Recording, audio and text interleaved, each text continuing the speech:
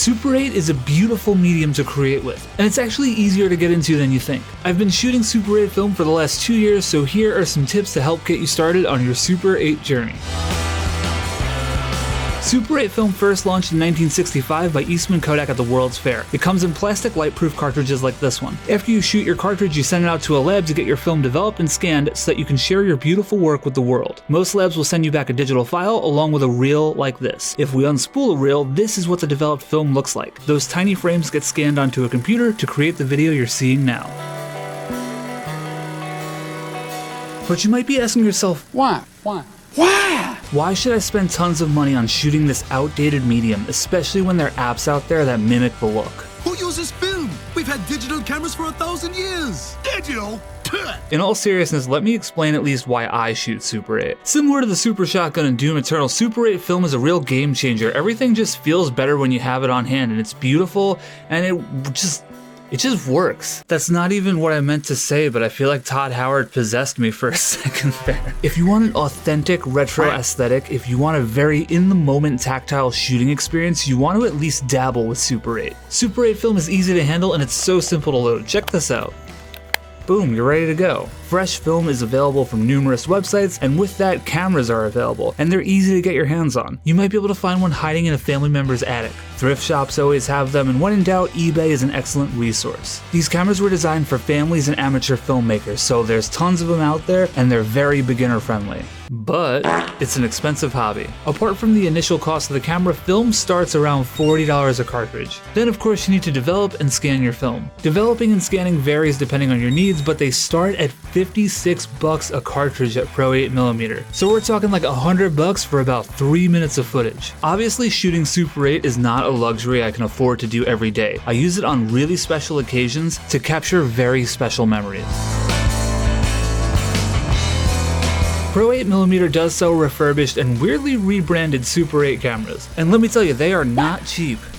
My advice to you though, unless you're going to be paying the bills with Super 8 film, you're probably better off not going this route. Whether it's eBay or by thrifting, you're surely going to find more affordable prices if you look around. There are definitely a few things you should look for when buying a Super 8 camera. For starters, check that the motor runs. This should be easy for you because most of the Super 8 cameras I've encountered have used ubiquitous batteries like AA and AAA. Keep a few of them in your pocket when you're thrifting, pop them into the camera, and see if the motor turns over. If it doesn't, move on to the next camera. With those batteries, you might be able to check if the light meter is working as well, which is pretty important. You can just look through the viewfinder and you'll see if the needle's moving. If the needle's moving around, you should be good. Try and keep an eye or ear out for stuff like this. See that? Super 8 cameras should not make that noise.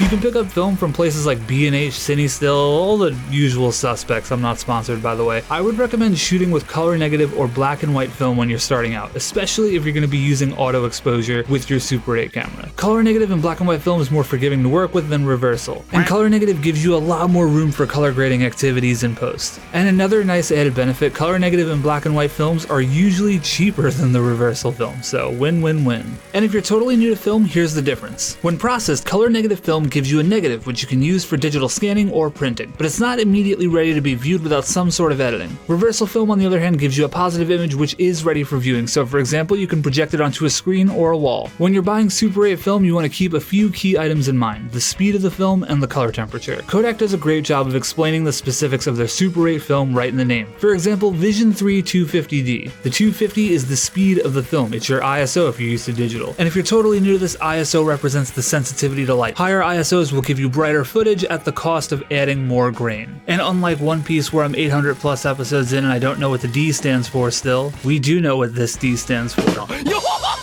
The D stands for daylight, meaning that this is a daylight balanced film, so it's ideal for outdoor shooting. On the other hand, Vision 3 500T would be 500 speed film, tungsten balanced, so it's more ideal for low light indoor shooting. If you're coming from the digital world, this is for you. You can't change the ISO and the white balance in real time like you can on digital. The ISO and the color balance is married to the film, so plan accordingly. If you have 50D, you're going to get the best results shooting outdoors on a bright sunny day. Some Super 8 cameras, including mine, have orange filters built in so you can shoot tungsten balanced film in daylight. That orange quench filter will help the tungsten film shot in daylight not look blue. For those of you who are completely new to this, there might be two questions popping up based on watching my Super 8 clips. First off, What the hell is this? that's known as the film's perforation or sprocket holes. These holes are what sprocket rollers grab onto in order to pull film through a camera when filming or a projector when screening said film. Do you have to show them in your final product? Well, that's totally up to you. I think they're pretty cool. Sometimes I show them, sometimes I don't. Really depends on the mood.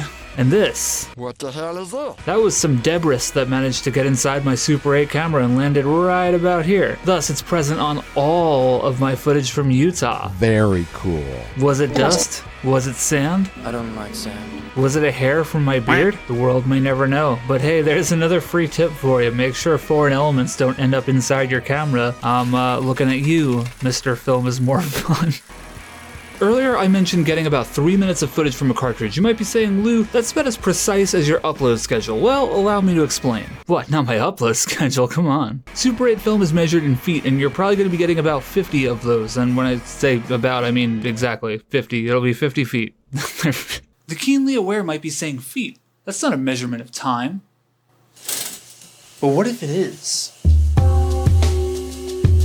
Super 8 cameras allow you to set the frame rate. My particular camera, which is the Canon 514 XL, allows me to choose between 9 and 18 frames per second. Some Super 8 cameras allow you to choose 24 frames per second. The point is, whatever frame rate you choose will affect the amount of time your cartridge of film will offer. You can expect around 3 minutes and 20 seconds at 18 frames per second and around 2.5 minutes at 24 frames per second. The difference in time occurs because higher frame rates cause your film to move through the camera faster, thus exposing more frames each second you run the camera.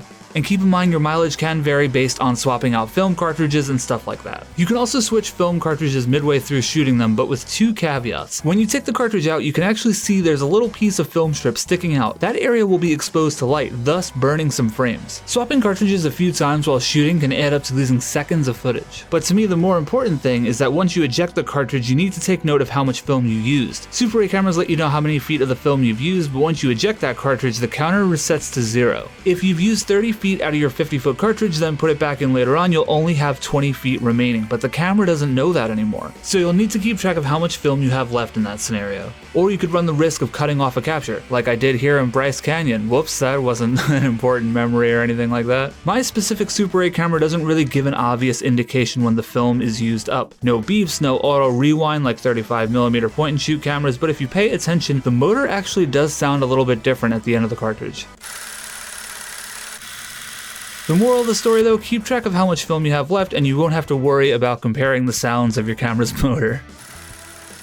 I'm not going to get super technical here, but here are some of the basics to keep in mind when sending your Super 8 film out for processing and scanning. Pro 8mm has an in-depth explanation for everything they offer. It's an excellent resource, and if you're a beginner, I definitely encourage you to read up on it. I've mentioned them a few times in this video, and I want to be clear, I'm not sponsored by Pro 8mm. I've just used their service a bunch, and I think they do really excellent work. First, you have to let them know the basics, like what type of film you're sending them. In terms of resolution, you can pick whatever flavor works for your project, as small as 720p and as large as 6.5K. But definitely keep in mind, the greater the resolution, the greater the price. Another important one to consider is overscanning versus underscanning. An overscan will give you the film borders and the sprocket holes like you see on screen now, so you can engage full hipster mode and have people get mad at you in your YouTube comment section. You are welcome to keep it to yourself, because I don't care. It's great. I can't lie though, the sprocket holes do be looking sexy on a 16:9 video. Underscan just crops your footage down to fit into our more modern 16:9 ass world. In terms of color, you can have them do the color correction and grading, or you can request a flat scan, which gives you a ton of flexibility in post. But I would encourage you to do that only if you like doing color grading yourself. For my first few orders, I had Pro 8mm take the wheel and do the color, and I was really happy with the results. Editing this footage is just like editing anything else. You can choose your delivery format with flavors of ProRes and MP4. But one really important thing you need to consider during your editing process is the upload destination. Sites like YouTube absolutely destroy the beauty of this footage with their compression. If you're interested in seeing the difference, I have two unlisted videos in the description and comment section below. The two videos show the same clips, but one is an H.264 MP4 and the other one is a ProRes HQ MOV. I really see the difference in the way the grain is rendered. The ProRes version just looks a lot cleaner and less blocky than the H.264. Typically I upload ProRes HQ MOVs when doing Super 8 work now, it just looks better in my opinion, but the downside is that the file sizes are massive and they take forever to upload. Sites like Vimeo do offer less compression, but who uses Vimeo? But seriously, I can't caution you on this one enough. You just spent the money on the film and the processing and the scanning. If you're planning on doing a quick H.264 export, it's gonna look weird on YouTube. The grain's gonna look odd, and it's almost gonna look like it has artifacts in it. And you know what else is important? Music. Imagine how cringe this video would be without music. This is really awkward. That's why I use Uppbeat. The people over at Uppbeat were kind enough to give me a special link, so if you use it, you'll actually help out the channel. You can get a free account which gives you 10 tracks per month, or you can get a paid account which gives you unlimited downloads. And the best part is if you follow my link, I get paid. I mean, you won't have to deal with YouTube copyright bullshit. You can even check out my playlist on there. This one's called See You in the Ball Pit. It's all rock and punk stuff. No more lo-fi beats to cringe to. That shit is canceled. This film stuff is expensive, so every little bit helps. Thanks for your time and consideration. Back to the video. Last but not least, here are some general shooting tips. Film loves light, so you want to keep that in mind. The less available light, the grainier the footage is going to look. If you're using Vision 350D, you'll get beautiful results in bright, sunny conditions, but inside a dark restaurant? No. Maybe not quite as beautiful. You know what else is really important? Timing. Make sure you're actually rolling your clips long enough so you have enough media to edit. If I'm just getting B-roll, I'll go between 5 and 10 seconds just so that I have enough to cut around. Feel it out, but as you're shooting, you'll realize 3 minutes is more time than you think it is. But at the same time, it can go by very quick. It's a strange conundrum. It's like a Christopher Nolan time movie. Well, that's relativity, folks. You gotta live on the razor's edge and be decisive when you're shooting like this. Conservative enough to not waste the entire 50 feet on a gas station, but not too conservative that you're afraid to shoot anything at all. And most importantly, the creative process is a marathon, not a sprint. You'll keep developing, see what I did there? As you shoot more and more. If you're into shooting film, if you're into video, you owe yourself this experience even if you try it just once. Super 8 makes you think completely differently. It's not at all like popping an SD card into a digital camera and rolling 1,000 takes. You need to know exactly what you're doing because the second you hold down that trigger, you're just burning dollars. Or whatever your currency is. Jokes aside, I learned so much from shooting Super 8 and I have a new appreciation for the art of filmmaking for doing it, and I had a ton of fun. If you want to see me fumble through my first cartridge of Super 8 film, you can click on the video on screen now, and I'll link my other Super 8 projects in the description and the comments below. This video is now over. Like and subscribe. Sweet Lou Photography. Dumb man.